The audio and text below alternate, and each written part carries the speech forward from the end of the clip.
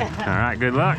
Welcome to Sun Prairie, Wisconsin for the Crossfire Cyclocross race. This was my first real cyclocross, so I didn't really know what to expect. I'm racing in the Cat 5 class, which is where you have to start if it's your first time, and I was called up to the line almost last out of nearly 50 racers, so I really didn't have any expectations for a finishing position. I planned on just going out, having some fun, doing some wheelies, and trying to ride over all the obstacles, but I managed to get a pretty good start. There was an opening on the right side, so I was able to start ahead of more people than I thought, and I made quite a few passes early on, so I figured I might as well try to pass as many people as I could and see where I ended up. This was a really tight off-camber spot here, and I really had nowhere to go with people bunching up.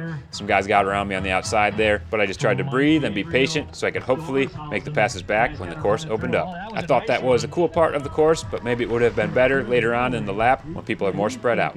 We were coming up to the first obstacle, which is where I was hoping to make some passes. What I did not expect, though, was for other riders that were getting off their bikes to kick the rear tire sideways. Oh, good. I got a little bump there, which was a good reminder to be a little more patient and careful when following people over the obstacles. This race was in October, so there was some Halloween theme to it with these pumpkins. Most people went right, but you were able to sprint to the inside in this corner and make some passes if you needed to. Next up was where this race gets its name. There were plastic balls between these barriers, and people could throw them at you while they were watching. They were tall enough that I wasn't sure if I could bunny hop them on this bike, so I took it a little bit slow the first lap to be safe. I probably could have had a sweet pass here or on the outside, but I did not look far enough ahead to realize that I could have stayed up on that ridge. This guy on the mountain bike seemed pretty quick, so I tried to follow him through the traffic here and make the passes right behind him. Until I thought I could get by them both right here, of course. Yeah, that got a little tight. I thought this downhill would be a pretty cool spot to pass the mountain bike, and I had some good speed, but I was on the outside and I got pinched off before I could make it happen. These steps were actually pretty tricky because the spacing was not even on each one. They did not fit this bike all that well, so I couldn't quite get the timing down. I ended up bottoming out on the rim a couple times, so I had to be careful not to hit it too hard and get it flat. I was finally able to get around the mountain bike here, but I was worried in this corner. I went for a passer on the outside and it just wasn't there, so I thought he might cut back inside of me. I put in a bit of a push up this hill, thinking maybe I could get around all four of these riders here, but as it flattened out and they picked up speed, I was feeling it a little bit and didn't want to push myself too hard right here and blow myself out early, so I backed off a bit. Still thought maybe I could get around the outside here, but it was just too tight, so I funneled in behind these two. And then they made it easy on me. There's a bit of gravel going into this corner, and it looked like the guy 2 spots ahead of me just trusted that there was going to be grip, leaned over too far, washed the front end going down, and that held up the guy ahead of me and allowed me to go around the outside of both of them. This straight was definitely my weakness. There's a slight uphill to it. I think if I were clipped in, it would have helped me a bit, but I was also trying to save myself for the rest of the course. There was a guy behind me that said, "On your right," like he was going to pass me, so I picked it up here a little bit to try to hold him off. At this point, I really have no idea where I'm at. The Cat 4 class was also on course and they started ahead of us, so I didn't know how many of those guys were in the mix. I just tried to keep passing as many people as I could. It did seem like most of them were getting harder and harder to pass, so I hoped that I was at least getting near the front of the Cat 5 group. With the clear track here this lap, I decided to go for the straight bunny hops over the barriers. I was starting to feel it physically a bit after the intense first lap, so I tried to focus on my breathing, especially when I was making passes.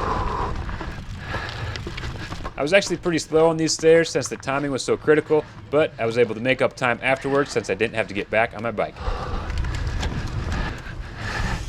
On your left or right? On your right.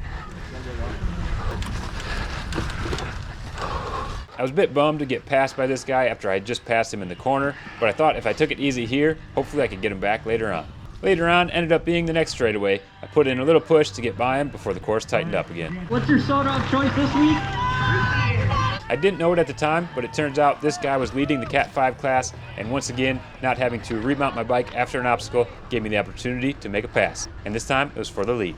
This kid got the bullseye here. Check out the wind up and the perfect throw straight to the chest. At this point, I was wondering how much longer was left in the race. I didn't want to be completely flat at the end, so I tried to back it down a little bit and maintain a pace that would hopefully still allow me to make some passes, but it would have been smart to wear a watch to be able to plan my effort a little better. I was also getting into some lappers and Cat 5s, so I didn't know which passes were for position, but this guy might have had the best setup of everyone. Here he comes, here he comes. I really liked this section on the hill with the tight turn and off camber, but I did not expect to make a pass here. Oh. But then I had my biggest mistake of the race and failed in my only goal of not putting my feet on the ground. That one really spiked the heart rate. Your bike handling skills. Thanks. Except I don't look up enough to hit all the corners. Are you Cat 5? Yeah. It felt like I was getting into more lappers at this point, so I tried to look ahead a little further and plan my passes better. And you're inside. Watching this back, I'm pretty surprised that I was never really thrown off by all the plastic balls. This is when it was really nice to be on the very light Ibis Haka MX so I could still push it up these hills towards the end of the race.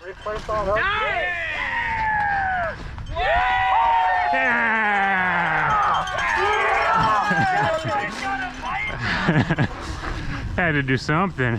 You probably couldn't tell, but I did a couple nose wheelies in those corners for some fun.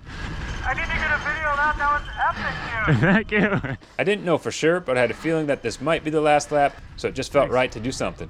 And I was right, that was the last lap. I ended up winning the Cat 5 category, and I had a lot of fun doing so. Although it was pretty tough on the body physically, it was a pretty intense 30-minute workout. I thought the course was pretty well laid out. There were a lot of places to pass. It was almost more like racing motocross versus cross-country mountain biking, trying to pass on the single track. I thought this was more enjoyable that way, so it was definitely a good time, and hopefully you guys enjoyed coming along for the ride. Patrick Smage, who had a great bunny hop over the cloth and